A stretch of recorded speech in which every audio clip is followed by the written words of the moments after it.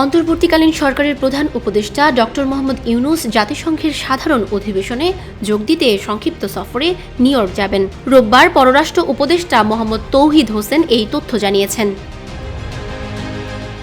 জাতিসংঘের সাধারণ অধিবেশনে প্রধান উপদেষ্টা যাচ্ছেন কিনা এমন প্রশ্নে পররাষ্ট্র উপদেষ্টা মোহাম্মদ তৌহিদ হোসেন বলেন, প্রধান উপদেষ্টা জাতিসংঘের সাধারণ অধিবেশনে যাচ্ছেন সেটার সিদ্ধান্ত হয়েছে। এখন আমি ওনার সঙ্গে কথা বলতে যাচ্ছি, তবে তিনি খুব সংক্ষিপ্ত সফর করে চলে আসবেন। ওয়াশিংটনে গেলে হয়তো আরও কিছু কাজ হতে পারত, কিন্তু তিনি অল্প সময়ে খুব তাড়াতাড়ি নিউ ইয়র্ক থেকে ফিরে আসবেন। কবে তিনি যাচ্ছেন সে বিষয়ে জানতে চাইলে তিনি বলেন, আরেকটু সময় যাক, পরে সেটি বোঝা যাবে। সেখানে কার সাথে বৈঠক হবে সে বিষয়ে জানতে চাইলে তিনি বলেন, এটা তো গেলে হবেই, কিছু কিছু কথাবার্তা হচ্ছে, কিছু বৈঠক হবে এটুকু বলতে পারি, তবে স্পেসিফিক বলতে পারি না। সব ক্ষেত্রে সব হেড অব স্টেট যান এমনটা তো নয়। নিউ ইয়র্কে যে ফরম্যাট সেভাবে হবে, ওয়াশিংটনে তো তিনি যাবেন না।